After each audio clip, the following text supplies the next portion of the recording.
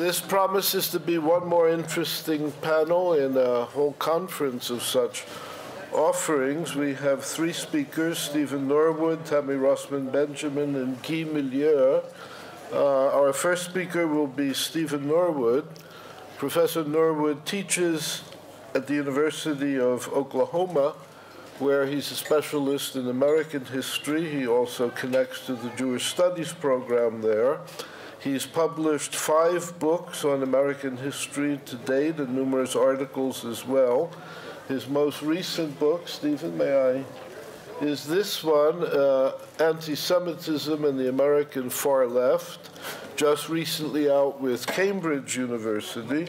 A previous book of his, The Third Reich in the Ivory Tower, published in 2009, was a finalist for the National Jewish Book Award. His topic this morning is a large one, officially listed as Convergent Anti-Semitisms, the American Far Left and Far Right. He tells me he'll focus especially on anti-Zionism. He and the other panelists know that they have 25 minutes for their talks. May I invite you up?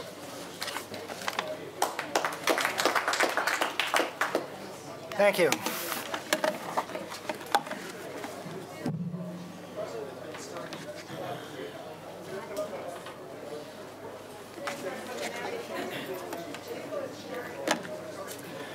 For decades, the American far left has demonized Israel and the Zionist movement by recycling the shibboleths of the far right. The vitriolic denunciations that issue from both extremes of the political spectrum have been nearly indistinguishable. Both the far left and the far right have drawn on anti-Jewish concepts that were long taught and emphasized in Christian theology. That Jews were inordinately powerful, that they were materialistic and not spiritual, extracting great wealth by financially exploiting Gentiles, that they engaged in the most egregious acts of cruelty. Christian theological anti-Semitism was so deeply embedded in Western culture that even the secular far left did not escape its influence. Both the far left and far right viewed modern Zionism from its inception as an imperialist menace. The far left and far right agreed that during its early decades, Zionism was a movement dominated by extremely wealthy Jews, most notably the Rothschilds, whom they castigated as the primary sponsors of British imperialism. Over several centuries, the British had assembled a vast colonial empire encompassing the entire globe. By characterizing Zionism as a driving force behind British imperialism, the far left and the far right cast the Jews, a people that lacked even an army of their own for 1,800 years, as a threat to subjugate Gentile populations on every continent. This was a notion clearly rooted in the Christian Bible's deicide charge. The Jews, the only people powerful and evil enough to murder a god, were capable of seizing control of the world. As British imperialism declined, the far right increasingly recast Zionism as an instrument of a world communist conspiracy or as the moving force behind it, while the left now presented Zionism as an ally or instrument of American imperialism. The far left often echoed the far right in characterizing Jews as parasites bleeding the other in their devotion to materialism. The Christian Bible portrayed the temple as permeated with money changing. To the far left, the Jews were amassed in a dying social class, the petty bourgeoisie, which relied on illicit methods to squeeze out profits. In his 1844 essay on the Jewish question, Karl Marx himself mocked Judaism and Jews in the manner of Christian theologians, declaring that, quote, money is the jealous God of Israel, in face of which no other God may exist. The far left, by repeatedly equating Israel, the Jewish state, with Nazi Germany, the most criminal of nations, draws on the Christian Bible's identification of the Jews as deicides, having committed the most criminal of acts. The equation also draws on the medieval view that the Jewish people possessed demonic traits, now characterizing the Jewish state as the most sinister source of evil in the world. Notably, after World War II, far-rightists also frequently equated Israel with the Third Reich. Shortly after the Six-Day War, the Student Nonviolent Coordinating Committee, SNCC, which had recently embraced black nationalism and positioned itself on the far left, published a newsletter devoted to anti-Israel diatribes, accompanied by a viciously anti-Semitic drawing of a hand marked with a Star of David with a dollar sign in it, holding ropes strangling Egyptian dictator Nasser and African-American boxer Muhammad Ali. A black arm with sword labeled Third World Liberation Movement is about to slice the ropes. The SNCC newsletter explicitly compared Israel to Nazi Germany, running a blurred photograph of Israeli soldiers allegedly shooting Arabs lined up against the wall. The caption read, "This is the Gaza Strip, Palestine, not Dachau, Germany." SNCC claimed that Israel had been established through terror, force, and massacres. To SNCC, the Zionists' primary motive in their effort to establish a Jewish state in Palestine was their lust for wealth. SNCC depicted the Zionist movement as a conspiracy between, quote, the famous European Jews, the Rothschilds, who, quote, had long controlled the wealth of many European nations, and the British imperialists. SNCC also claimed that the Zionists controlled much of Africa's mineral wealth. During the succeeding decades, American far-left organizations advanced similarly vitriolic attacks on Zionists for allegedly using Nazi methods to displace Arabs from Palestine in an effort to seize resources and expand their economic influence over vast territories. The Black Panther Party, which identified as Marxist-Leninist, charged that, quote, Zionist Jews had sustained Israel since it was established as a nation in 1948 by extracting, quote, blood and wealth from South Africa. Its newspaper approvingly quoted Pan-Africanist David Sibiko, who claimed that South Africa's gold mines were owned by Zionists. The Black Panthers called Israeli soldiers fascist stormtroopers who confined Arabs in modern concentration camps. In 1969, the Students for a Democratic Society, SDS, its newspaper New Left Notes, asserted that Israel's allegedly expansionist and chauvinist foreign policy was rooted in the concept that the Jews were a chosen people, a notion much like the Nazis' Aryan master race doctrine that entitled them to rule over peoples they considered inferior. Like SNCC, New Left Notes saw the Rothschilds as having provided critical backing to the Zionist movement in order to promote their, quote, own financial interests. The Maoist Youth Against War and Fascism defended a far-left French student attack on the Rothschild Bank in Paris, claiming that the bank symbolized, quote, the class character of Zionism. Recent American far-left groups similarly equate the demonic Jewish state with the demonic Third Reich. The Maoist Revolutionary Communist Party refers to Israel as America's hitman, with Israel conceived as so immoral, more immoral than the United States, that the United States will call on it to carry out the most heinous atrocities.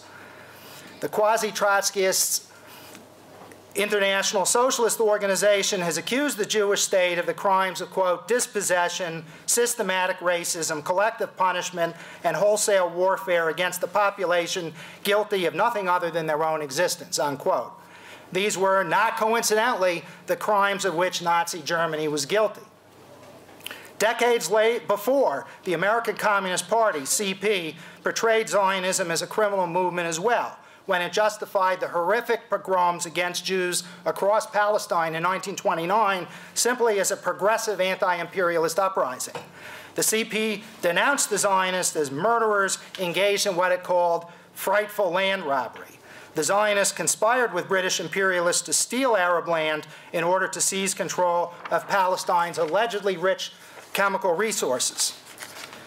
The communists first directly linked Zionism to Nazism in the 1952 Slansky trials in Prague, where 14 leaders of the Czechoslovak Communist Party, 11 of them of Jewish origin, were tried on the fantastic charge of conspiring with American and Israeli intelligence to sabotage the Czechoslovak economy in an effort to restore capitalism in Eastern Europe. Most of the defendants were hanged. The communist prosecutors identified the 11 defendants of Jewish origin as Zionists, even though they were known to be anti-Zionists, often stridently so. Several were forced to confess that they had worked for the Gestapo during the Nazi era. The American far right's most prominent commentator on the Middle East, Frieda Otley, portrayed Israel in a manner almost identical to the far left, as a militarist and expansionist nation closely resembling Nazi Germany. Otley was a passionate supporter of Senator Joe McCarthy and applied the anti-Semitic term Pharisees to journalists who criticized him. In her book, Will the Middle East Go West?, published in 1957 by the ultra-conservative Henry Regneri firm, Otley claimed that the Jews, quote, who suffered most from Hitler's racist theory, used a similar theory to justify Zionism. Never, she said, had there, quote, been a state more openly and completely based on a racial myth. Denying that Israel was a democracy, she insisted the Jewish state had implemented, quote, oppressive and discriminatory laws similar to those of the Nazis in Germany. Otley denounced Israel for carrying out what she called liquidations of Arabs. The Jews had, quote, learned terror from their Nazi taskmasters.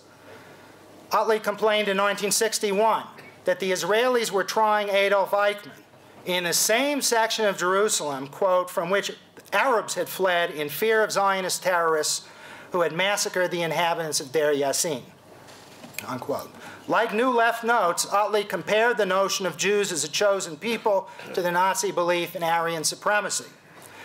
This view had earlier been put forward by the quasi-fascist movement led by the anti-Semitic Catholic priest Charles Coughlin, whose weekly radio broadcasts reached millions of Americans in the 1930s. Coughlin's magazine Social Justice was strongly anti-Zionist. In 1939, it published an article by a Jesuit priest who claimed that the fundamental reason for anti-Semitism was the Jews' intense racialism, which caused them to feel superior to Gentiles. The Jesuit priest declared that the emergence of the doctrine of Aryan supremacy in Nazi Germany, quote, should not blind us to the fact that the strongest and most persistent supporters of an extreme racial policy have been the Jews. The Communist Party in 1949 also made that claim in its newspaper, The Sunday Worker, which declared there was no anti-Semitism in the Soviet Union because the Jews there had, quote, abandoned the theory that they were a chosen people superior to the Gentile, unquote. In presenting the Jewish state as a criminal state bent on invasion and conquest, Frieda Otley merely expanded into book form the views the far right had circulated for years. Women's Voice, edited by Laurel Clark Van Heining, the most prominent leader of the fascist mothers movement, in 1948 defined the Arab-Israeli conflict as the struggle of the rightful and legal owners of inhabitants of Palestine, the Arabs, to expel foreign Jewish conquerors. The mothers movement had been organized in the 1930s to prevent U.S. intervention in World War II. Worked very closely with the Coughlinites, and during World War II aggressively lobbied against opening an Allied front in Western Europe and pushed for a negotiated peace with the Nazis. Gerald L.K. Smith, America's most prominent right-wing anti-Semite from World War II until his death in 1976, declared in 1949, quote, the Arabs own this land, but the Jews have stolen their property with the consent of the United Nations, unquote. After SNCC published its virulently anti-Semitic newsletter right after the Six-Day War, denouncing Israel as a criminal state, the New York Times commented that it strongly resembled the newspaper of the white supremacist National States Rights Party, the Thunderbolt, the white man's viewpoint. The Thunderbolt during the Six-Day War had rushed to the defense of the Arabs, charging the Jewish state with war crimes and genocide. The National States Rights Party claimed that blacks were a branch of the ape family and that Jews were vipers from hell. So SNCC and the National States Rights Party are right on sync on this. American far rightists, like the communists in 1929, the later New Left, SNCC, the Black Panthers, and today's far left, have insisted that the driving force behind Zionism was a desire to acquire control of Palestine's economic resources. In 1949, Gerald L.K. Smith declared in his newspaper, The Cross and the Flag, that the aim of Zionist leaders in establishing a Jewish state in Palestine was to gain control of, quote, the chemical wealth of the Dead Sea, which he valued at $5 trillion. Linking Zionism to British imperialism, Smith claimed that British chemical interests were headed by Sir Alfred Maund, later known as Lord Melkett, a Jew, quote, who knew the value of the Dead Sea chemicals.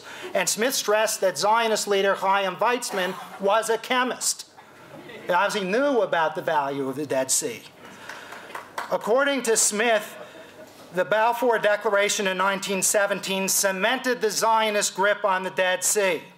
When Smith ran for president on the ticket of the Christian Nationalist Party for president of the U.S. in 1948, his platform called for deporting all Zionists from the United States. Women's Voice similarly claimed that Zionism was an expression of Jews' material greed and, quote, age-old dream of messianic power, unquote. Henry Klein, attorney for accused American fascist seditionists during World War II, declared in Women's Voice that, quote, the head of Zionism is the house of Rothschild. The Rothschilds, quote, knew of the fabulous wealth of chemicals in the Dead Sea. And he maintained that, quote, whoever owns the Dead Sea could, quote, enslave all the nations on earth. The Zionists and the British, quote, Chemical Trust had therefore joined forces in the fight, quote, for the most valuable spot of land and water on earth. Women's Voice asserted that the Zionists coveted the Dead Sea as a step toward controlling vast regions beyond Palestine.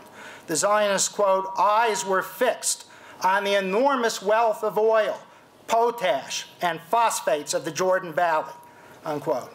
Driven by Zionist greed, by Jewish greed, the Zionists knew Judea, once established, would inevitably expand to embrace not only Palestine, but Syria, Transjordan, Mesopotamia, and much more Arab territory, unquote.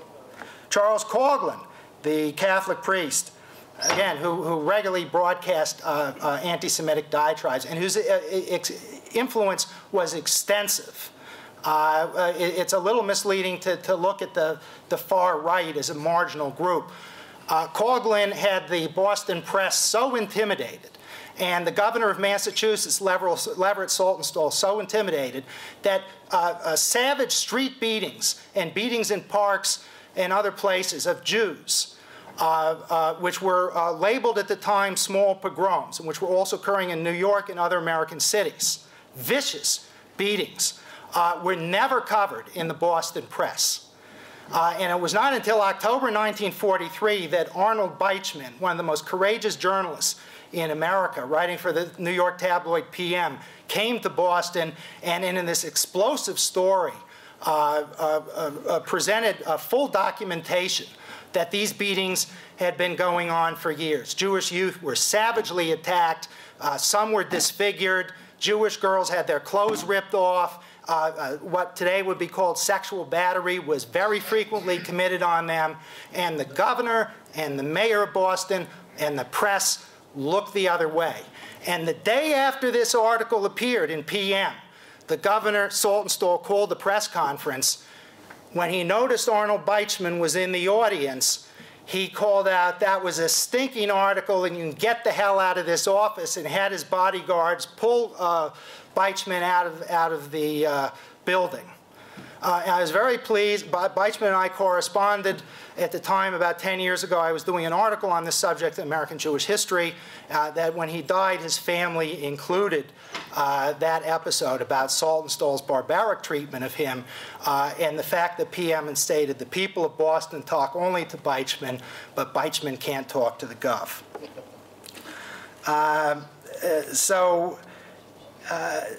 The Coughlin magazine published a series of anti-Zionist articles entitled "The Toll Keepers of Suez." Millions of copies, as I say, of this magazine are sold in front of churches, subway stations, all over, and are very, very influential. Noting that its readers were familiar with the story of the Jewish money money changers in the Temple of Jerusalem, Social Justice declared that Benjamin Disraeli, whom it identified as a Jew despite his having been baptized, had arranged the sale of the Suez Canal to a French corporation controlled by the Rothschilds. Disraeli's, quote, Oriental mind glowed at the prospect of so stupendous a deal. Establishing a Jewish state in Palestine would solidify the Rothschilds' control of the Suez Canal, a waterway vital to global commerce.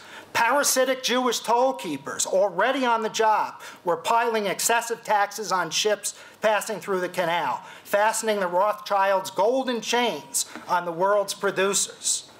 Decades later, the white supremacist Sons of Liberty, based in Louisiana, continued the far right's campaign to discredit Zionism by portraying it as a form of Jewish extortion. In 1976, the Sons of Liberty reprinted the pamphlet Jews in the British Empire by Leslie Fry, one of the most vicious anti-Semitic polemicists of the 1930s. Fry's screed, first published in 1935, claimed that the Zionists, directed by the Rothschilds since Disraeli's time, were responsible for Britain's imperialist policies. The Zionists were determined to maintain control of the Suez waterway, not just to ensure the security of Jewish trade, but to, quote, swamp everything from Cairo to the Cape Road. And she anticipated the Black Panthers' claim the Zionists controlled South Africa's mineral wealth, declaring that the Anglo-Boer War had been waged, quote, to secure gold and diamond fields for the Jews. Both the far left and far right readily accepted Arabs' claims that anti-Semitism didn't exist in their countries. Obviously, the anti-Zionist argument really collapses with any awareness of the depth of Arab anti-Semitism. That argument is gone. So it's essential that the anti-Zionists claim that it doesn't exist. Just like the communists' belief in the greatness of the Soviet system, is badly damaged by the revelations of Soviet anti-Semitism. So today's denials of Arab anti-Semitism are very, we could say, parallel to the communists' long-standing denial that anti-Semitism existed in the Soviet Union. And I can quote, I'm kind of running out, how many minutes, Alan? 5. 5 minutes? Okay. I'll finish this point and then come to a conclusion.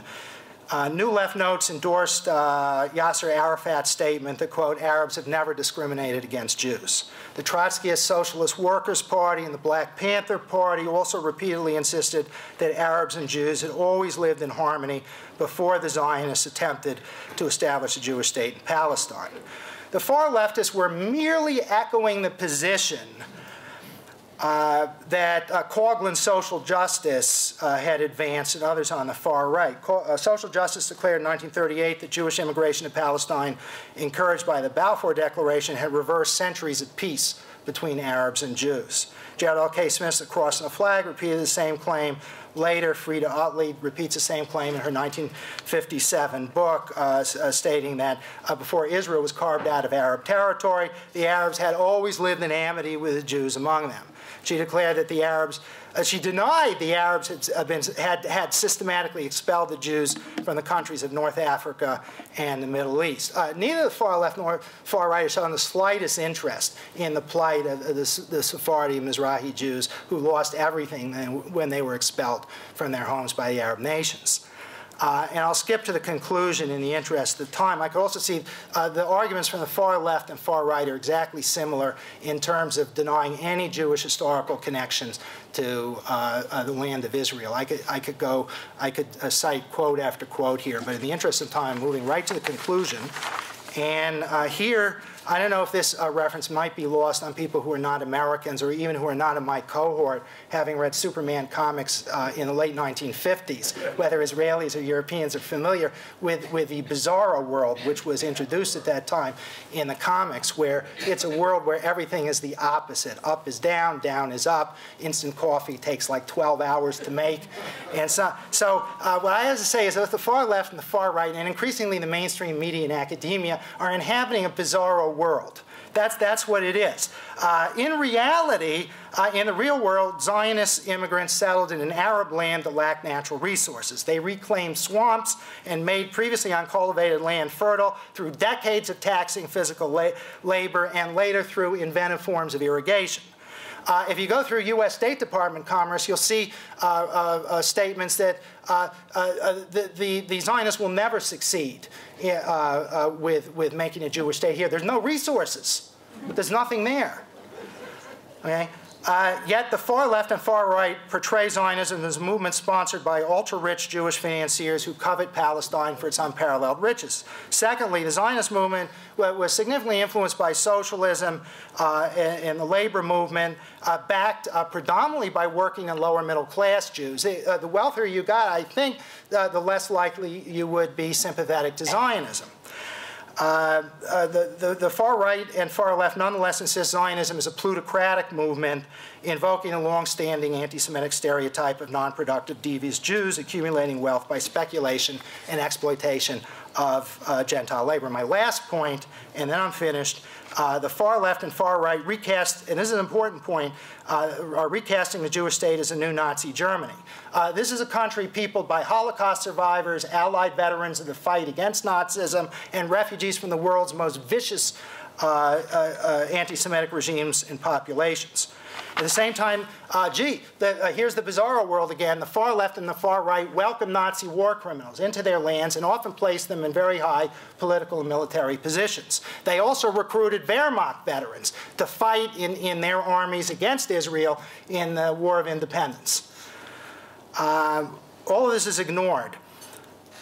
Arab leaders repeatedly made genocidal threats, and these are people who were Nazi sympathizers during the 1930s and World War II, but made later in wars against Israel, made genocidal threats against Israel's Jews. And as the Arab regimes and terrorist movements, backed by the far left and far right, that endorse and distribute the anti-Semitic tracts favored by the Nazis, like the Protocols of the Elders of Zion, which is handed out by leading dictators like Nasser and Gaddafi to foreign newsmen. And like all neo-Nazi movements anywhere in the world, these Arab governments and movements promote Holocaust denial. Thank you.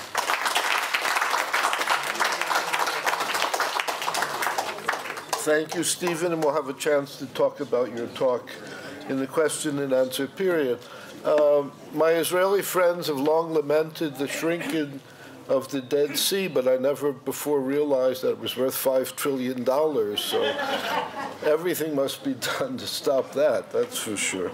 Our next speaker is Tammy Rossman Benjamin, who teaches Hebrew and Jewish Studies at the University of California, Santa Cruz. In addition to that professional work, for the last several years, she's dedicated herself relentlessly to addressing campus anti-Semitism and campus anti-Zionism. She's the co-founder of an organization called Amcha. She directs that organization. It's very, very active, particularly on the California campuses, and is beginning to show signs of making a difference for the better. She will speak to us today about the BDS campaign in America, a PowerPoint presentation, and I'd be happy if she would come to the podium.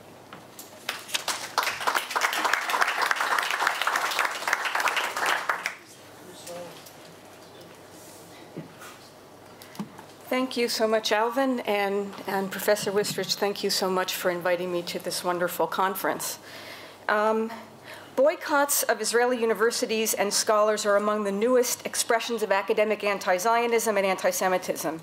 In the US, more than 1,000 scholars on more than 300 college and university campuses across the country have endorsed an academic boycott of Israel, as have a number of American academic associations, including the American Studies Association, known as the ASA, the Association for Asian American Studies, and the Native American and Indigenous Studies Association. Academic boycotts of Israel have included the boycott of academic events and as conferences or conferences convened or co-sponsored by Israeli universities, such as an oral history conference to take place here at the Hebrew University next month, boycott of institutional cooperation agreements with Israeli universities and study abroad programs in Israel. The academic boycott of Israel has also been invoked to bar the participation of Israeli scholars in academic conferences and from publishing in academic journals. Like virtually all anti-Israel boycott, divestment, sanctions, or BDS campaigns within the last several years, the academic boycott was established in response to the Palestinian political call to join the BDS movement against Israel. That call was issued in 2005 by a coalition of Palestinian organizations that include the terrorist organizations Hamas and the Popular Front for the Liberation of Palestine, and its purpose was to facilitate the elimination of the Jewish state.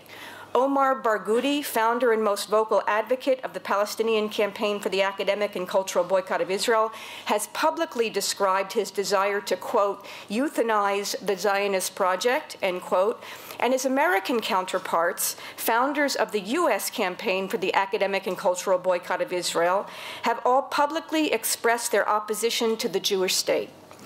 The recent controversy over the ASA's adoption of a resolution boycotting Israeli universities and scholars has focused considerable attention, predominantly negative, on the topic of academic boycotts. The ASA has been subjected to scathing criticism by several prominent academic associations, including the Academic Association of University Professors, more than 250 university presidents, state and federal legislators, and virtually every mainstream Jewish organization has criticized the academic boycott, the ASA's boycott. These groups have argued that a boycott of Israeli universities and scholars violates the tenets of academic freedom and is discriminatory towards Israelis and the Jewish state. Despite the attention that the ASA and its boycott resolution have received to date, little attention has been paid to the individual faculty members who support and promote the academic boycott of Israel, nor has there been an assessment of the negative impact that these academic boycotters have had on the universities where they teach. So in order to understand how the academic boycott of Israel has taken root and flourished on many American college and university campuses and its deleterious consequences for the campus community, this paper will address the following questions. First, who are the academic boycotters? With what academic departments are they affiliated? What ideologies motivate them? How have the boycotters used their university positions to promote the academic boycott of Israel? How has the university allowed efforts to promote the academic boycott of Israel to flourish on campus? And finally, what are the effects of academic boycott efforts on college and university campuses? So I want to address the first question.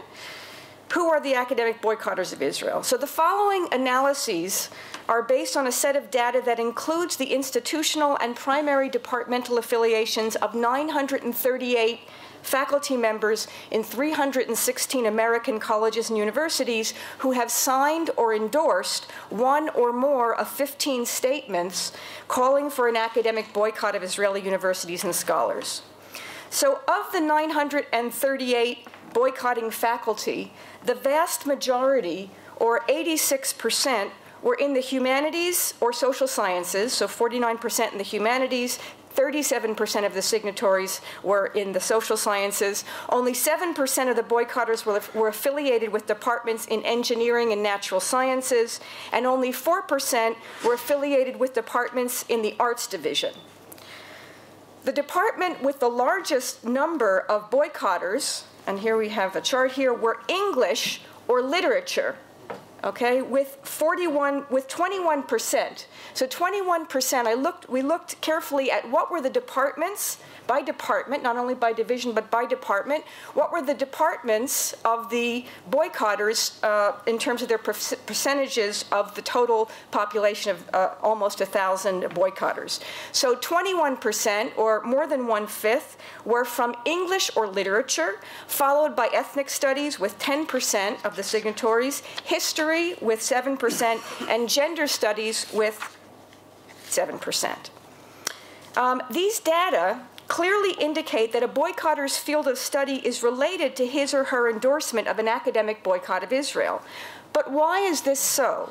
Why would a faculty member in the humanities be far more likely to endorse an academic boycott of Israel than one in the sciences or engineering? Why would a professor of English be more likely to be a boycotter than a professor of history, or linguistics, philosophy, or psychology. So in order to investigate this question, we looked more closely at 143 boycotters whose primary departmental affiliation was English. We did this not only because of the surprisingly high proportion of boycotters in English and literature departments, but also because there seemed to be no obvious connection, at least to us, between the discipline of English and the Israeli-Palestinian conflict. Therefore, we reasoned that any difference in research focus between those English professors who have endorsed an academic boycott of Israel and those who have not could not be an indicator of could be an indicator of ideological factors that are at play in a professor's choosing to endorse an academic boycott of Israel. So in examining the online descriptions of the research interests of several English professors who have endorsed the academic boycott of Israel, we discovered four, we'll call them recurring themes. The first one was the theme of class, and the key words here are terms such as Marxism, critical theory, or class. The second theme was gender, including terms like feminism, sexuality, queer, and gender. The third was race, including terms like ethnic, race, Native American, African, Black, Indigenous, and the fourth one was empire, including terms such as post-colonial, imperialism, subaltern, or alterity. A comprehensive analysis of all 143 professors of English who endorsed the academic boycott of Israel reveals the following. 92% of those 143 professors have research interests that include one or more of those four categories: race, class, gender, or empire. 63% in race, 46% in gender, 39% in empire, 26% in class. But I think the overwhelming fact here is that 92% in one or more of those categories. So in order to ensure that the predominance of these research themes among boycotting English faculty was not simply a function of departmental affiliation, in other words, maybe 92% of all English professors everywhere, irrespective of whether they've endorsed an academic boycott, have research interests that include these four fields. So we conducted a survey of the research interests in all 866 faculty in English departments in 21 American universities where one or more members of the English department had endorsed a boycott of Israel, really a kind of a control group. So as you can see, boycotters are significantly more likely, I would say wildly significantly more likely, because we did statistical tests on all this, they're more likely to be engaged in research in these four areas than their departmental colleagues, suggesting that these areas of studies may predispose faculty members to endorse an academic boycott of Israel. So we have in the chart, if you can't see it, that 92% of the boycotting faculty are involved in one or more areas of those studies, and an average of 38% of the overall faculty of 866 faculty are involved in one or more of those, where the statistical significance is clear that there is a difference between them. So this conclusion is supported in part by the fact that faculty members whose primary affiliation is in ethnic studies or gender studies show the second and fourth highest rates of academic boycotting, respectively, despite the fact that these two departments are, in general, significantly smaller than other departments on most campuses. So these data really beg the question, what, if anything, do these four areas of study have in common, and why might they predispose a faculty member engaged in studying one or more of them to boycott Israel? So one possibility, the one that I like and favor, is that all four areas represent ideological paradigms which divide the world into oppressed and oppressor along the lines of race, gender, empire, or class, making it a short ideological leap to seeing the Palestinian-Israeli conflict in the same binary terms, casting the Palestinians as the oppressed and the Israelis as the oppressor. Moreover, these areas of study all grew out of, and to some extent, continue continued to have ties to social movements such as the civil rights movement, feminism, anti-imperialism, and Marxism, which were established to pursue social justice for the oppressed by combating the evils of the racist, sexist, colonialist, capitalist oppressor, a fact which makes for the blurring of the lines between scholarship and activism.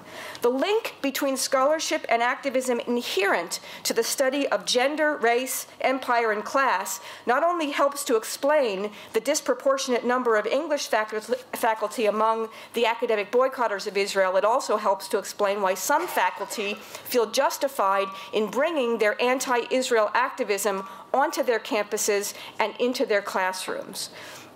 So now I would like to discuss the next question. How have faculty promoted the academic boycott of Israel on their campuses? And I want to give you several examples, in fact, 7 examples, of the diverse ways in which the founders and organizers of the academic boycott of Israel have used their university positions and the university's resources to promote the academic boycott of Israel. So the first example, you can see all 7 of them here, but I'll go through them one by one with examples. The first one is how the academic boycott gets injected onto the campus as part of the course curriculum. In January, at UC Riverside, University of California, Riverside, English professor and academic boycott founder David Lloyd organized on his campus a lecture by Omar Barghouti, the founder and most vocal advocate of the Palestinian campaign for the academic and cultural boycott of Israel. The talk was funded and sponsored by the College of Humanities, Arts, and Social Sciences, along with the Department of Ethnic Studies, a third of whose faculty have endorsed the academic boycott of Israel, including the department chair. Students in 8 courses were required to attend and listen to Barghouti's talk, which consisted of anti-Israel propaganda, here you can see it, laced with classic anti-Semitic tropes used to promote the academic boycott of Israel. Okay, that's in the course curriculum. Now at an academic conference. So a few months after the American Studies Association membership approved a resolution to boycott Israeli universities and scholars, the ASA's president-elect and a vocal organizer and advocate of the boycott resolution, New York University professor Lisa Dugan, helped to organize the annual conference of NYU's American Studies program entitled Circuits of Influence, U.S., Israel, and Palestine. The conference was co-sponsored by 3 other NYU departments, including talks by, it included talks by 21 BDS supporting academics and activists focusing on, quote, using boycotts as a tactic and substantive challenge to systems of injustice. The conference also featured workshops on how to boycott Israel run by representatives of virulently anti-Zionist organizations such as Adalah New York, Students for Justice in Palestine, and the Jewish Voice for Peace. The third way that the boycott comes onto campus is on university websites. So for more than 4 years, Professor David Klein, a mathematics professor, I point out a mathematics professor at California State University Northridge and founder of a founder of the U.S. campaign for the academic and cultural boycott of Israel. He has been using his university's server to promote his web page entitled Boycott Israel Resource Page, calling for the economic, academic, and cultural boycott of Israel. His page contains a litany of false and inflammatory statements and photographs intended to incite hatred and promote political activism against the Jewish state, particularly, obviously, boycott. The fourth way that this stuff gets onto the campus is through departmental sponsorship of student events.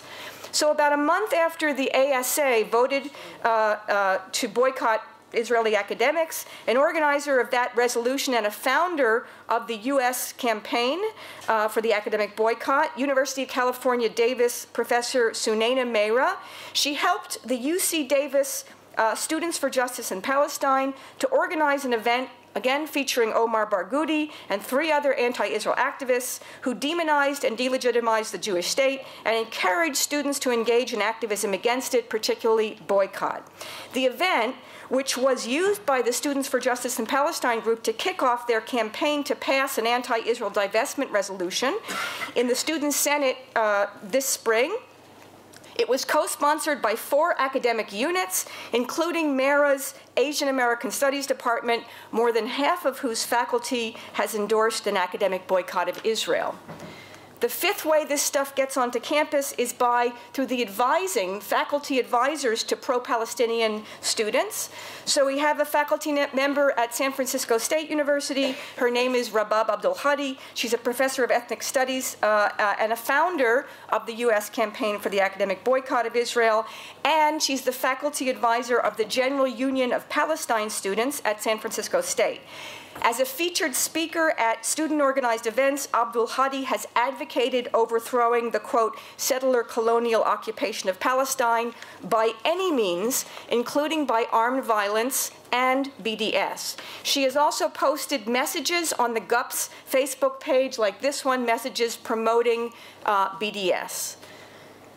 The 6th way that this academic boycott comes onto campus, or BDS in general, is through the academic senate. Manzar Faruhar is a professor of history at California Polytechnic Institute, San Luis Obispo, and a founder of the US campaign for the academic boycott. She has also served as the chair of Cal Poly's Academic Senate Faculty Affairs Committee since 2002, and currently serves as the Cal State, for the whole Cal State system, Faculty Affairs Committee chair. After Faruhar and 2 other Cal State faculty members were criticized by a community organization, mine, and many members of the public for using their university affiliations and resources to host talks by Ilan Pape, who we know is a well-known advocate of the academic boycott of Israel, in February of 2012, Faruhar drafted a resolution condemning what she calls appalling attempts by political pressure groups to quell academic freedom on campuses and to impose their political agenda on our educational institutions, and her resolution was overwhelmingly approved by her campus's academic senate. Later that year, Faruhar volunteered and was appointed to chair the statewide faculty senate committee charged with implementing the governor's task force on tolerance and anti-Semitism training, apparently in an attempt to subvert that committee's charge. The 7th and final way that I want to bring to your attention that this boycott comes onto campus is through faculty advocacy groups. So in 2009, UCLA professor Sandra Hale and 3 other California-based co-founders of the US campaign for the academic boycott of Israel established an organization called the California Scholars for Academic Freedom, most of whose membership consists of California faculty who have endorsed the academic boycott of Israel, including all of the California faculty that I've just mentioned. Although the organization describes itself as a group of more than 100 academics whose goal is to protect California scholars from violations of academic freedom, their primary focus has been protecting the rights of California faculty who wish to promote academic boycotts of Israel and to engage in other academic or other anti-Israel activism on their respective campuses. To this end, they've written numerous letters to UC and Cal State state legislators and leaders, university leaders, defending California faculty who have been criticized for engaging in anti-Israel activism in their classrooms and conference halls. So here we have the 7, sort of a summary once again of the 7 ways in which, and examples, all by, these are not, the professors I've mentioned are all major figures in the boycott movement. They're all founders of the academic boycott. So now I want to talk about the next research question. How has the university allowed efforts to promote the academic boycott of Israel to flourish on campus? So these 7 examples that we just spoke about demonstrate how academic boycott leaders have not only promoted anti-Israel campaigns on their respective campuses, but have sought to stifle all criticism of their behavior. To a large extent, their efforts have been successful. This is primarily the result of what I call 3 conditions that exist on many university campuses today. The first, is that right? Yes. The first condition is that academic departments many academic departments encourage political activism. A number of academic departments devoted to the study of race, gender, or class explicitly or implicitly encourage their faculty to engage in political advocacy and activism, including against the Jewish state. For example, the departments that I have up here, one or more of whose affiliated faculty have endorsed the academic boycott of Israel, have incorporated the promotion of political activism, especially the pursuit of, quote, unquote, social justice, into their mission statements. So we have San Francisco State University Ethnic Studies that talks about actively implementing a vision of social justice, focusing on implementing inequalities motivated by race and gender. University of Albany Women's Gender Studies, Gender and Sexuality Studies, talking about the emphasis on social justice and commitment to dismantling sexism, racism, classism, and other oppressive practices. UC Santa Barbara, talking about its concern for social justice and activism and mixing scholarship and activism. University of Illinois at Urbana-Champaign, again talking about mixing scholarship with activism. And finally, I thought this was wonderful just today at my university, UC Santa Cruz. I received this just this morning. It's they're launching a new program called Critical Race and Ethnic Studies at my university next fall. And to launch that program, they're having a conference next week that is really about discussing about how to integrate scholarship and activism. And you can see what I've circled in the red there. It says two of the three research questions that they're going to be discussing are, how can we foster creative ways to keep activist and academic knowledges in conversation, and how can scholarly activity be held accountable to social justice struggles? Oy. Okay. So in light of such departmental emphasis on political activism, a faculty member's on-campus promotion of the boycott of Israel is more likely to be applauded by his or her departmental colleagues than condemned. The second way in which this really flourishes on campus, or the reason why, is the vagueness and malleability of academic freedom. So the use of university affiliation and resources to promote the boycott of Israel has been publicly challenged as an abuse of academic freedom in the cases of all 7 of the academic boycott founders and organizers cited in the previous section. However, in each case, university administrators who themselves have condemned the academic boycott of Israel on the grounds that it violates the tenets of academic freedom, have declared that the behavior of these professors is absolutely protected by academic freedom. Even the behavior of mathematics professor David Klein, who has used his university's web server to post his Boycott Israel resource page, whose contents are totally unrelated to his field of scholarly expertise. This raises the question of what exactly academic freedom denotes, a question which becomes even more complicated when we consider that academic freedom has been so confidently invoked in, I'm just going to go through them very quickly, these following situations. The academic boycotters claim that they're protected by academic freedom, or that they're protecting the academic freedom of Palestinian scholars. The critics of the academic boycotters complain that they're violating the academic freedom of Israeli scholars. The academic boycotters claim that their academic freedom to champion the rights of the Palestinian scholars is being stifled. And of course, the critics of academic boycotters claim that the boycotters are stifling the academic freedom of those who seek to complain about the, you get it. So in fact, the answer to the question of what academic freedom denotes is so confusing, and the concept applied in such contradictory ways as to render it almost meaningless in any discussion about academic boycotts of Israel and their advancement by faculty on campuses.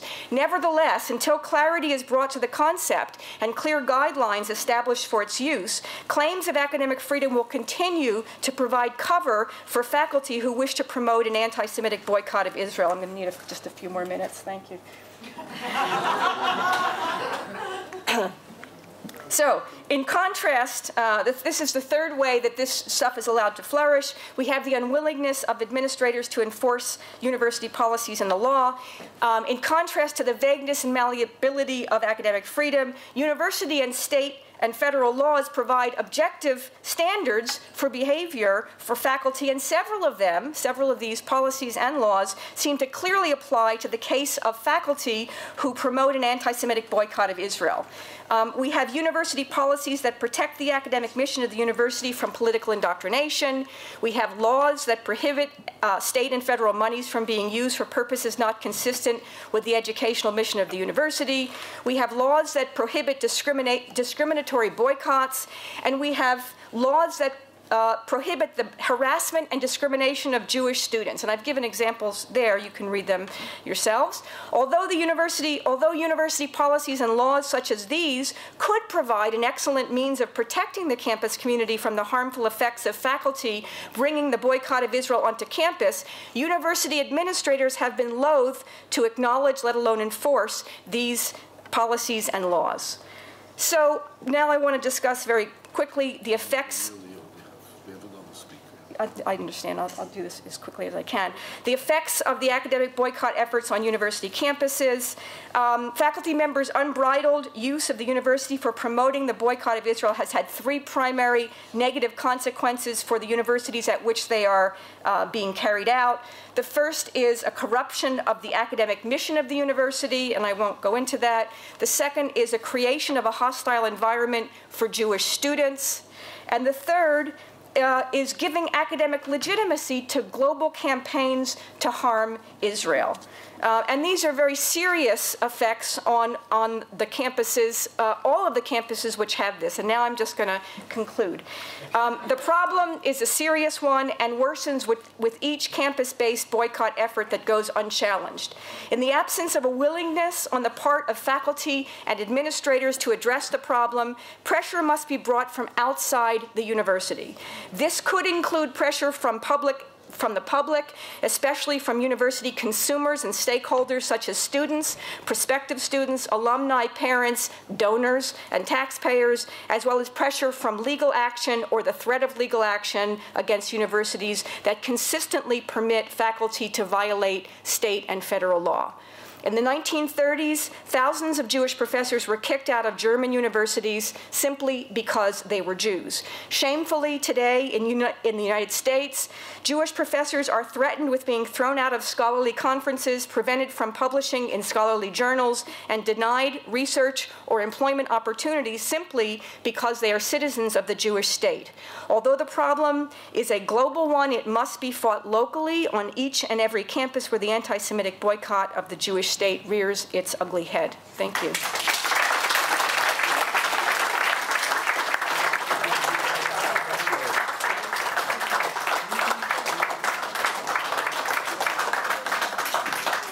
Once again, we will definitely have time in the discussion period to take up a number of these very important points. Our third speaker comes to us from Paris.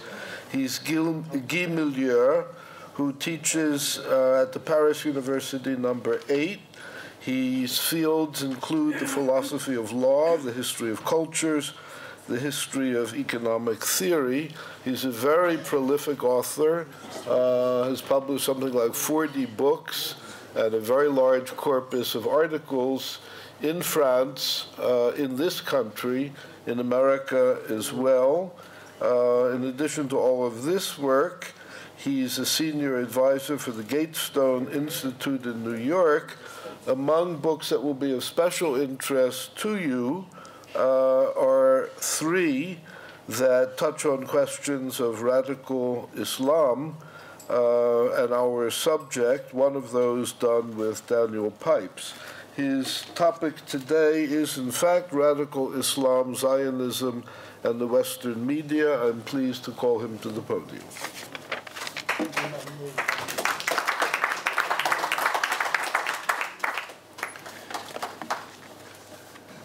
Thank you. First, I would like to say thank you to Robert Wistrich for this conference, his lecture yesterday, and his work. His books on anti-Semitism will be the reference for whoever wants to work in this field for many decades to come. So, thank you. I wanted to say it first. It's not very easy to speak after so many excellent lectures. I will do my best. So my topic is, as it was said, radical Islam, Zionism, and the Western media. I will start with radical Islam. Understanding radical Islam implies to go back to its roots, and I think that its roots are in the decline in the Muslim civilization, in the sentiment of humiliation that resulted. At the end of the 18th century, it became obvious to many Muslims scholars, clerics, that the Islamic world was on the verge of disastrous collapse. They searched for answers. Some turned to the West and went to Europe. When they came back, they spoke of urgent and necessary reform. They created secret societies and nationalist organizations. Some chose to return to a dogmatic and strict reading of the Quran. They found inspiration in the thought of and writings of Muhammad ibn Abd al-Wahhab. They established fundamentalist movements. Some secret societies gained strength and came to power. Young Ottomans, Young Turks later. Nationalist revolts occurred in Egypt, in Beirut, for example. The House of Saud mounted military campaign in Saudi Arabia. The decline did not stop. The collapse occurred, and I insist on that, the collapse occurred. The First World War led to the dismantling of the Ottoman Empire, the emergence of modern Turkey, and the creation of mandates and kingdoms, artificial kingdoms, in the Arab Middle East. The Republic of Turkey was established in 1923. Arab nationalists that Britain had used as tools against the Ottoman Empire did not get what they were promised and became more bitter. The Wahhabi House of Saud, who created the Kingdom of Saudi Arabia in 1932, radical Islam appeared almost at the same moment. I think it can be defined, it can be described as a hybrid phenomenon, a byproduct of fundamentalism and influence of Western totalitarian dogmas, Marxism, Leninism, fascism, National Socialism. The Muslim Brotherhood was established in 1928 and could be considered the first radical movement. In the 1930s and in the 1940s, Western political dogmas also influenced Arab nationalism. And the borders between Arab nationalism and radical Islam proved to be very porous. In the 1950s, the political landscape of the Muslim world was not stabilized, but it was relatively easy to describe. Saudi Arabia was fundamentalist. Some moderate kingdoms still remained. Turkey was a republic, Lebanon also. Arab nationalists had taken power in Egypt, Syria, Iraq, Tunisia. Radical Islam was growing in the shadows.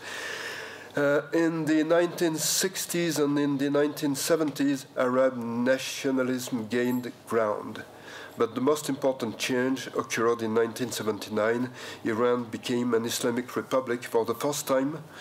An important country fell in the hands of radical Islam. Since then, radical Islam spread rapidly everywhere, and now it is present on every continent, and all the Muslim world is under the influence of radical Islam or under its effects.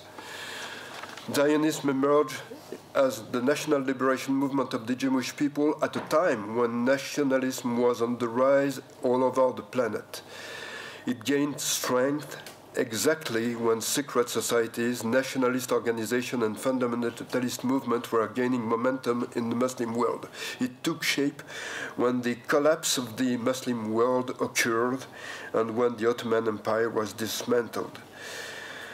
It was compatible and could coexist eventually with moderate kingdoms, with a republic like modern Turkey until Erdogan. It could not coexist, and it's not compatible with fundamentalism. In the eyes of fundamentalists, Jews are dhimmis and cannot rule anywhere, and every territory conquered by Islam has to stay Muslim forever. Zionist was not and is still not compatible with Arab nationalism.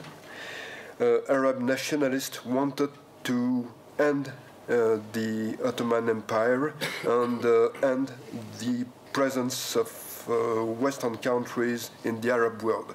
They saw very quickly in the Zionist project continuation of Western presence. The influence of Marxism, Leninism, Fascism, National Socialism pushed them fast to describe Zionism as an imperialist idea and as a part of the world Jewish conspiration. Of course, I don't have to explain, Zionism is not compatible with radical Islam. In these conditions, Zionism could seem to have no chance to succeed. It succeeded, however, in spite of almost everything. And I have to say, from the beginning, Zionists had no genuine, real allies in the Western world, at least no allies with power. And I'm not sure that it improved since then. Zionism succeeded. I will give some few details. Zionism succeeded despite the opportunism and cowardice of Western leaders. The Balfour Declaration led to the resolution passed at the San Remo conference, then to the vote concerning the Palestinian mandate at the Council of the League of Nations, but the British did not respect from the beginning the spirit and the letter of the mandate. They gradually closed the door of Palestine to Jewish immigrants trying to flee Europe before, during, and after World War II. They kept the doors wide open to Arab immigration, and it largely created the present situation. Zionism succeeded despite complicity of the British with an Islamist nationalist who was also obviously a violent anti-Semite, Amin al-Husseini, appointed Grand Mufti of Jerusalem in 1921, thanks to the approval of the British authorities. No Western countries reacted in any case. Zionism succeeded despite the abandonment of the European Jews by every Western country in the Evian Conference in 1938.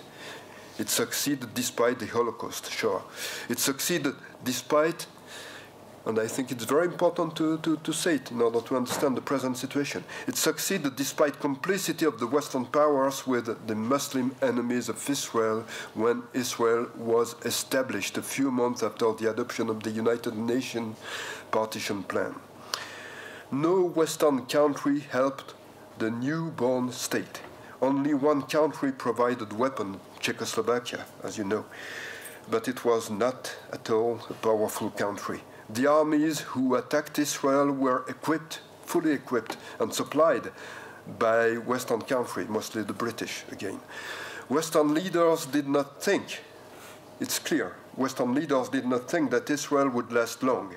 They were sure that Arab armies would win and would fully destroy Israel and its population. Israel had some allies in the 1950s. The British and the French switched sides and seemed to understand that Israel could be useful to them. The French switched sides again fast in the 1960s. It was the beginning of the Arab policy of France under de Gaulle. The Arab policy of France became Eurabia, as Battier explained, in 1973, and then Europe chose clearly the side of Islam. Europe chose clearly to abandon its own civilization. Europe chose clearly to be against Israel. Hopefully, the United States became an ally of Israel then. They saw that Israel could be a strategic asset in the Middle East, but their alliance had limits. The United States had Muslim friends, Saudi Arabia, for example, and did not want to offend them. When they thought it was necessary, they did not hesitate to roughly twist Israel's arm. It was an expression of James Baker, and some writers who smiled when they could see this sentence. I never smiled. The main concern of the United States in the 1960s and the 1970s was the containment of the Soviet Union, so the rest was not important. The difference there was differences. The difference between somebody like Nixon and somebody like Carter was that Nixon was a realist and Carter a defeatist. The result of defeatism is Islamic Iran. But the Islamists in Iran did not say thank you to Carter.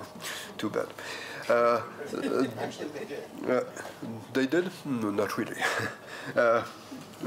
Yes. The main concern of the United States in the 1980s was to win the Cold War, and even if Ronald Reagan understood Israel's situation, and he understood Israel's situation, I translated into French some of Reagan writings, and it's clear. He underestimated the dangers of radical Islam and used radical Islam as a tool against the Soviet Union. George Herbert Walker Bush, or Bush 41, wanted to establish a new world order after the Cold War, and he saw in Israel, not in the Muslim world for sure, a potential source of disorder. So he urged brutally Israel to take the direction of what became the Oslo peace process. Clinton followed, and terrorist attacks against Israel did not incite him to stop putting pressure on Israel. George Walker Bush, or Bush 43, understood what radical Islam is. He also understood that the mix of ideas that roamed the Muslim world was deleterious, and that Arab nationalism as well as fundamentalism and radical Islam were dead ends. He was the best friend Israel has ever had in the White House. He was quickly confronted with European prisoners of Eurabia, willful prisoners, I could say, but anyway, prisoners, and with their fellow travelers in the United States. Prisoners of Eurabia had chosen Islam before. They chose radical Islam, hoping that radical Islam would direct its wrath against Israel and not against them. After 9/11, Bush said that the war, in order to be won, would have to last at least one generation. The war lasted much less. It ended with the election of Barack Obama. Barack Obama, from the beginning, wanted to unmake what Bush 43 had made, and that's what he did. He was coming from leftism and from anti-imperialism. He is still a leftist and an anti-imperialist. He thought that radical Islam was the expression of a Muslim rage coming from the abuses committed by the West. That is still what he thinks. He fought bin Laden. He supported the Muslim Brotherhood, and I'm not sure that he doesn't support Ayman al-Zawahiri. He believes he understands the grievances of the Islamist regime in Tehran. He sees Israel as an embarrassment, and maybe as much more as an embarrassment. He's a big supporter of the Palestinian cause, not only him, but also his frequent flyer friend, John Kerry. If the Palestinian cause did not exist, it would have to be invented, and it's good. The Palestinian cause didn't exist, and it was invented. The Arab war against Israel were wars of destruction. The aim was to destroy Israel, and Western leaders could not say they supported the destruction of another state. The invention of the Palestinian cause changed everything. The Palestinian cause was invented to hide the Arab and Islamic desire for destruction of Israel in the trappings of a national liberation struggle. The Palestinian people was invented to become the archetype of the oppressed people. I also published a book called Why the Palestinian People Were Invented with my friend David Horowitz. The aim was to seduce leftists and more broadly the left. It gave to people and countries choosing the side of the side of Israel's enemies a varnish of generosity. Israel started to be described as a colonialist and imperialist country. It was described like that before, but it became very large. Israel started to be described as a colonialist and imperialist country oppressing a small, defenseless people. Choosing Eurabia could now seem to be a way to be on the right side of history. Twisting Israel's arm could be seen to be a way to search for justice. Within Israel, all that was a shock, but it was not the end. The creation of Hamas in 1984 could be presented in Europe as the result of despair. In Europe and in the United States, radical Islam was also described in the same manner. The European saw in the Palestinian cause a possibility to work for the destruction of Israel and look generous. It's an opportunity they didn't miss. Obama did the same, and he still looked generous to some people. Thanks to the Palestinian cause, the fight for the destruction of Israel could become acceptable. Thanks to the Palestinian cause, the fight for the destruction of Israel could become an openly nice diplomatic fight. The European and American, like Obama, could have clean hands, keep their hands clean, and leave the dirty work to others. So, diplomatically speaking, Israel has no real allies today in the world, but I could say Zionists had no real allies, so it's not a big difference. Israel is under attack in the field of diplomacy. Israeli leaders know that they have presently no diplomatic partners. It's a dimension that they take into account, and they know that they have to act as chess players. Israel is also under attack in the field of public opinion and in the media. In the Arab world, it's completely normal. In the Muslim world too. In Europe, it's also normal. We don't have to forget that. Anti-Semitism was mainstream until World War II. You had in countries like France anti-Semitic newspapers, and they could say, we are an anti-Semitic newspaper. They were proud of it. Books written by people like Edward Drummond were bestsellers, and they have been bestsellers until World War II. We tend to forget all that, but it has been like that. So, in Europe, anti-Semitism was mainstream until World War II. I don't speak about Germany. Zionism and Zionists had almost no place in mainstream media until the birth of Israel. It was spoken about it elsewhere, but not in mainstream media, not a lot. In the 1950s, sympathy for Israel seemed to exist in the European press. I think that it was a side effect of the Holocaust. Sometimes some people have shame. But with these same people, shame doesn't last very long. So they don't have real shame. From the 1960s until now, so you see it didn't last long, from the 1960s until now, sympathy was replaced fast by prejudice, slandering, propaganda presented as information, and now propaganda in every media, or almost every media in Europe, is so omnipresent that journalists make propaganda without always knowing that they are making propaganda. And after that, they are surprised when Jews are killed in Toulouse and Brussels. They do their best to push people to kill, and when killings happen, they are surprised. Strange. These people are strange. Sometimes I have troubles to understand them. I don't even try anymore. I analyze, I don't try to understand. Anyway, almost all the reports about Israel in Europe now show only soldiers threatening kids and cruel harassment of poor, innocent, peaceful Arabs. When Jews are killed in Israel, it's never described as a killing, but always as a part of a cycle of violence.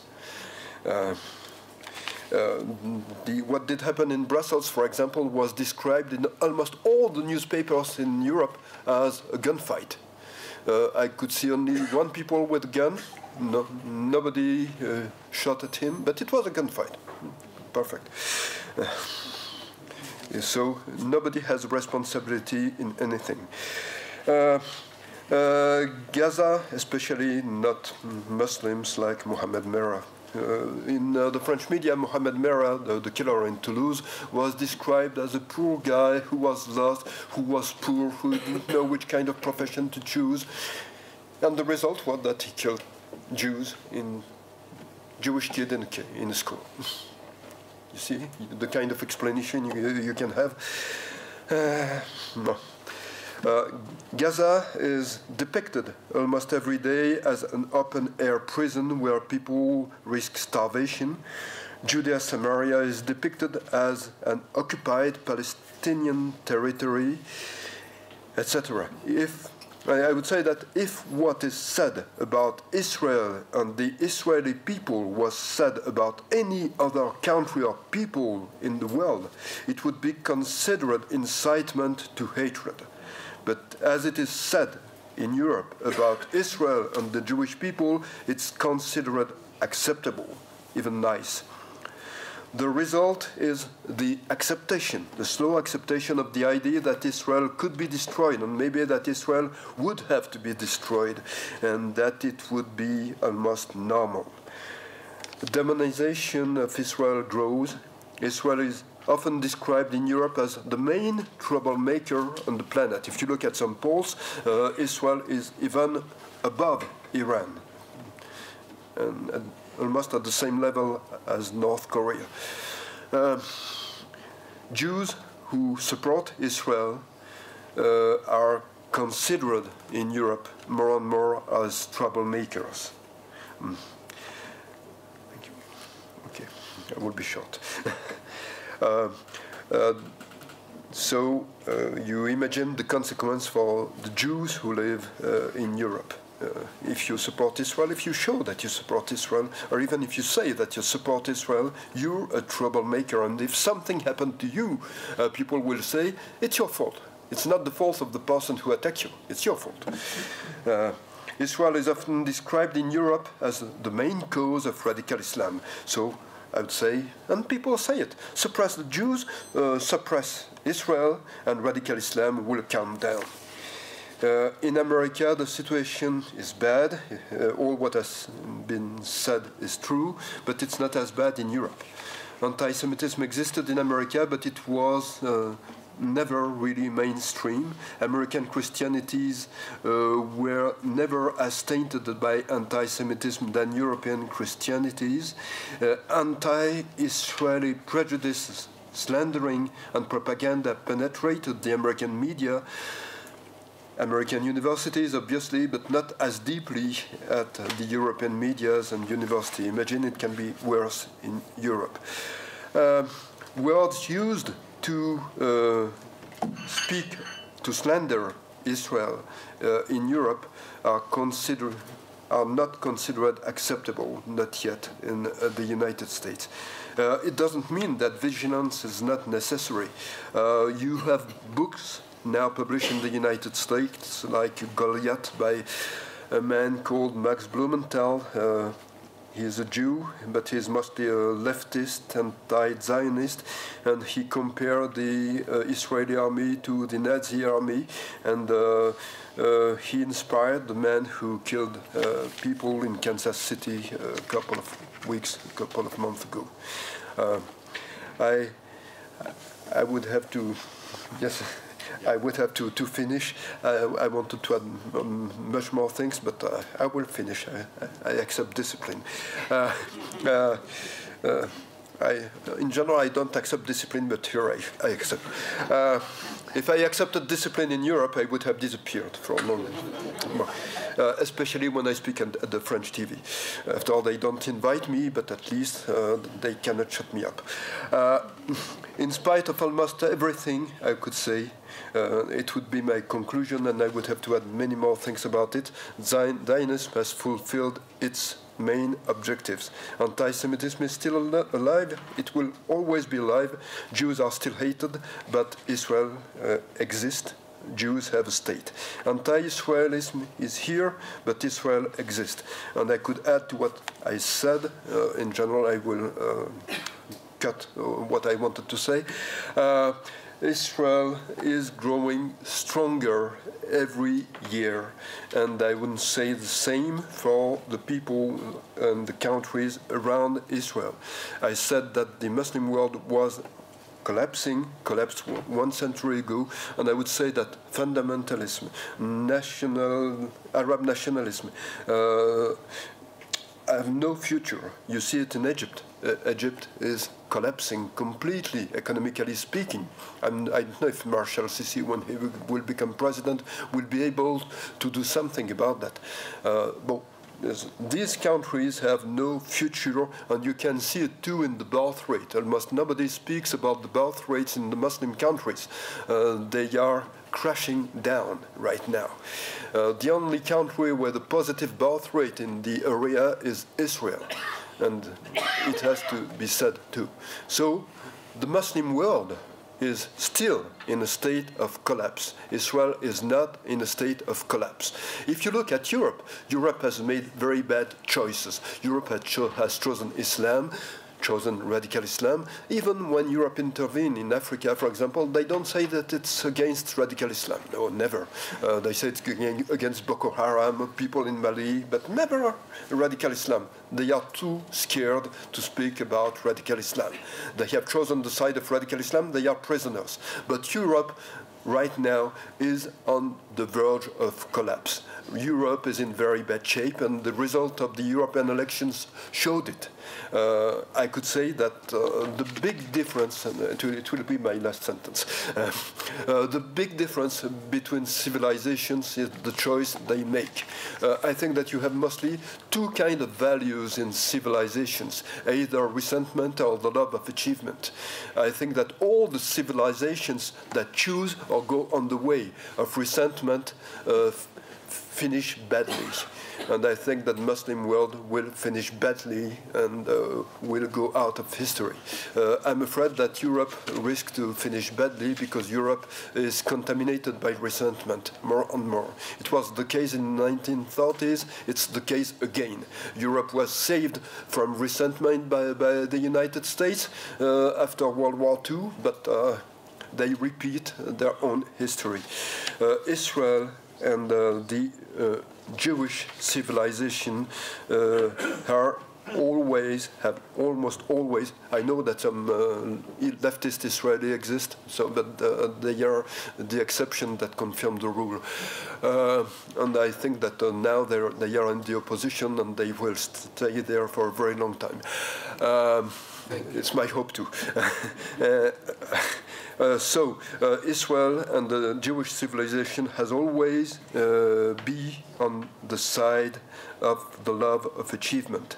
And I think that it's why it survived so many lost civilizations, and I think that it's why, even with all what I described, it will survive and it will thrive in the future.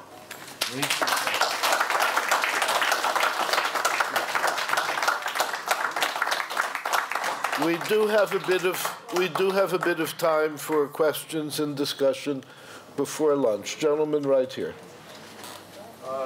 Tammy, first of all, kudos on all your efforts. I have a question regarding Professor Rabab Abdul Hadi. You mentioned her in your presentation. I understand that your organization is questioning misappropriation of funds that she received, those are public funds, and have sent letters to Chancellor White. She, I think, took a trip to 1948 areas of Palestine and other areas in the Middle East and visited people like Leila Khaled and Sheikh Raid Salah. Could you address that situation in particular? Tell us a little bit more about it. And then also, in general, do you believe that it would be worthwhile to go after the funding streams of some of these boycotting faculty members? Good question. Good question. Yes, we did actually just send a letter to the president of San Francisco State and the Cal State system yesterday, exposing the fact that this woman, the Professor Rabab Abdul-Hadi, who I mentioned, she was the one who's the faculty advisor for the Palestinian student group on campus. Which has had a lot of problematic, I mean, there's a lot of going on about that organization, and her role in it. But yes, she went on a trip, and she said that she was going to speak at a conference in Lebanon, and she went, and we have all the forms, and we filed a freedom, it's really very wonderful. In America, you can file Freedom of Information Act requests, and you can find out from any public institution anything you want to know, basically. And so we found out that she was given thousands of dollars to go on this trip to what she called 1948 Palestine, but she also went to Jordan. She met with Leila Khaled, a known confirmed terrorist, and another individual who's associated with Hamas in Israel. And she nowhere on those forms that she had to fill out and get insurance and all those things that she had to do did she disclose that. And yes, I mean, I think that it's really important. I think this is the important question for me has always been, and for our organization, has always been the way in which the university facilitates through funding, through the use of university resources in the case of state universities, state resources, taxpayer resources, to fund anti-Semitism. When they do that, it becomes institutional and even state-sponsored anti-Semitism because they're funding it. And so I think it's really important to understand where, how, and to raise this issue. That's how our organization works, is that we try to raise this issue with university administrators and state and even federal legislators about the connection between the anti-Semitic activity and its consequences on the campus, its deleterious consequences on the campus, and the fact that it's being promoted, sanctioned, and funded by the state. So I think it's really important, and I think that we have to continue to uncover the funding sources, particularly of the university, because our issue is that the university itself is complicit. It does not belong at a university. It does not, anti-Semitism does not belong at a university. We thank you. Robert, Robert, where are you? How much time do we have? Because there are lots of hands up. 10 minutes. 10 minutes. Ben, and then I'll go here. Okay, so a question for Stephen. As you know, the New America Foundation recently hosted Max Blumenthal. And when you point out to a mainstream liberal think tank, look, this is a guy that is quoted by neo-Nazi groups like Stormfront, David Duke, the response is either to ignore it or to say it's guilt by association and that little Maxi isn't responsible for the way that his work is used. How do we respond to that? It's very difficult. Where are you going to respond? The mainstream media is very strongly anti-Israel. So I guess the task is to lay out as much of a factual case as you can, and just push it in the media that you do have access to, which is not being done in the United States. Good. Right? I mean, there's Commentary Magazine that you write for, and I can think of a few other places. Even the Jewish media in the United States is not really fully committed to defending Israel, other than, say, the Jewish press in New York. I can think of a couple newspapers, but most of them sound more like the Forward. Yeah. We've had a question for Tammy, a question for Stephen. Does anyone have a question for Guy? Gentleman here. Thank you. For Guy and then back to Tommy. First of all, how do you, David Badin, Center for Near East Policy Research, how do you account, you call George W. Bush a friend of Israel, but Bush is the guy who forced Israel to have Hamas in the elections in January 2006, which facilitated more or less the Hamas takeover of the PA and the whole roadmap. So I'd like to understand that a little bit better. For Tommy, you gave something extremely newsworthy today for us in Israel, which we can follow up, when you mentioned that Hamas is part of the BDS. If Hamas is part of the BDS and you have proof of such, we interviewed the people from the Counterintelligence Division of the Justice Ministry, Justice Department in the U.S. who said that if anyone is proven to be in Hamas in activities, they can be, that's the call for the FBI to immediately intervene. So the question of you mentioned all the things that are against the law, but the question of going to the FBI, if you have Hamas registered as an FTO, is that an option which you will pursue? Thank you. Guy and then Tommy.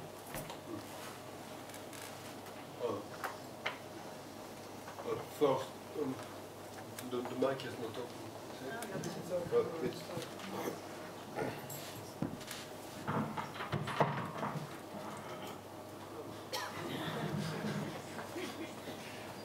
One is no. Okay, this one works. Okay. So I could say that if you look at what George Walker Bush said, he said that he was supporting the idea of two states, but two states that would be democratic, that would recognize each other, and they would accept each other. And I think that it would be a squared circle. Accepting the elections and the election of Hamas did not help really Hamas. Anyway, Hamas existed. Hamas is a terrorist organization, and it put in the open air something that was existing in the shadows. That's it. But that's the main difference. Right now you have no elections in the Palestinian Authority, but if you look clearly at the Palestinian Authority, you see that many people who are under the rule of the Palestinian Authority, who live in the territories occupied by the Palestinian Authority, that's the way I speak about it, part of Judea and Samaria occupied by the Palestinian Authority, temporarily, till at last. I would say that these people support Hamas. They don't vote, because I think that Mahmoud Abbas is in the 10th year of his 4-year mandates or something like that. But they support Hamas, so they don't vote, but it changes nothing. But I think that the fact that George Bush said that he would accept two states, the two states would be democratic, open, with free speech. He was saying something that would never happen on the so-called Palestinian side. Thank you, Tammy. A crisp answer to Hamas and BDS. Yes.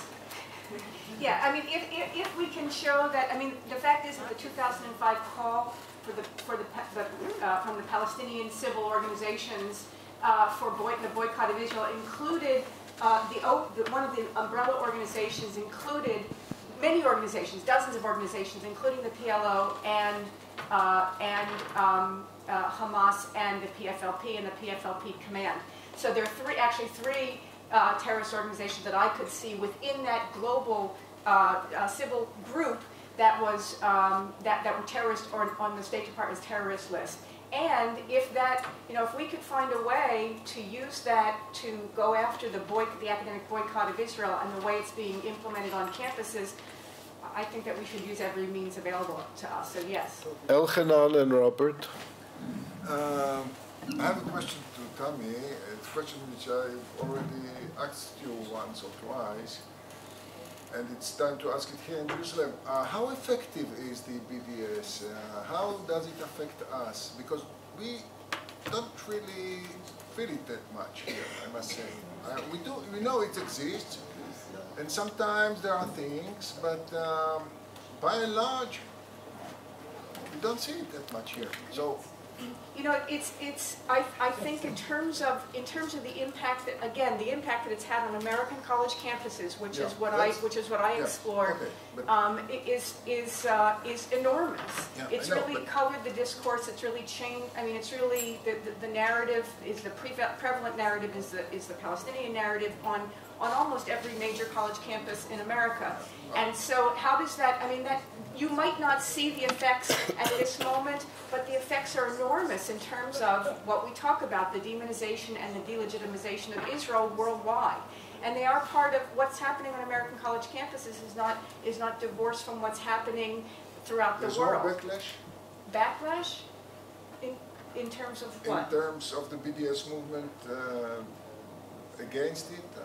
No? I mean, there is a growing, as we understand what's happening, as we try to mobilize, you know, we're giving them some kind of a run for their money, but I don't know. I mean, No.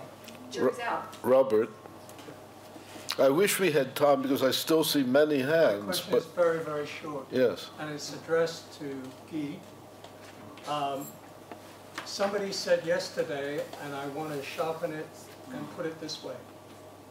Is Europe schizophrenic with regard to Israel, or is it simply suicidal?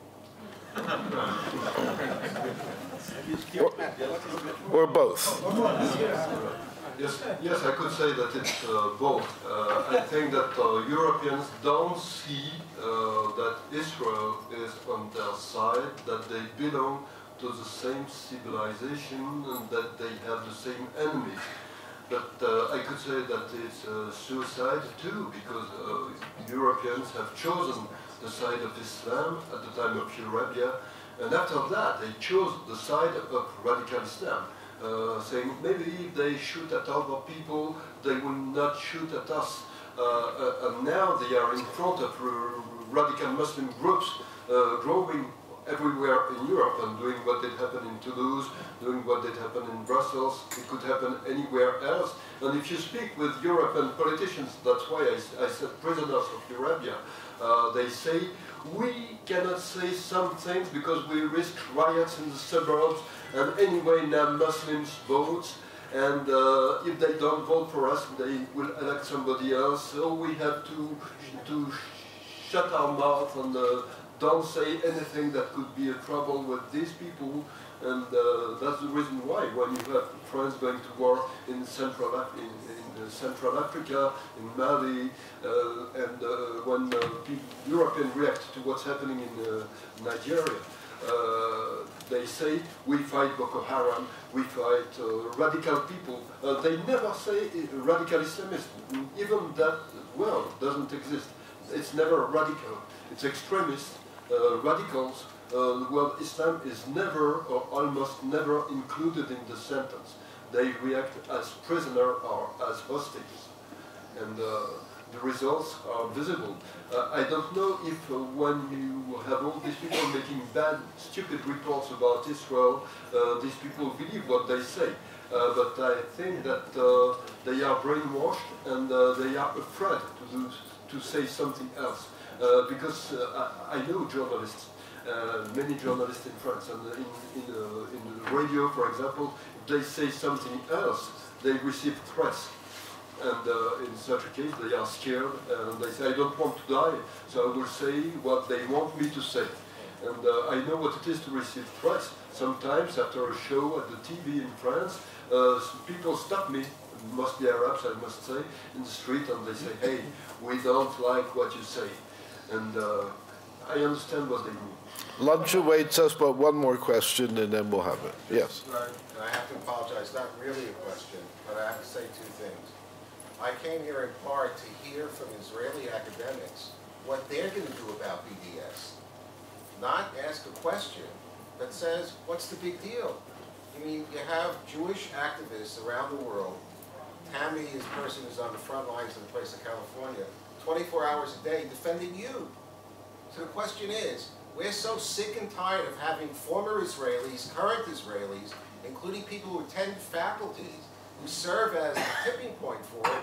What is the goal? The goal is to make this institution become an atomic waste thing in terms of chutzlaritz.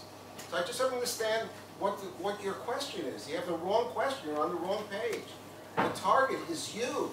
We're just the guys in the front line. We're trying to help you. It is lunchtime now, so on that happy note, I think we'll finish.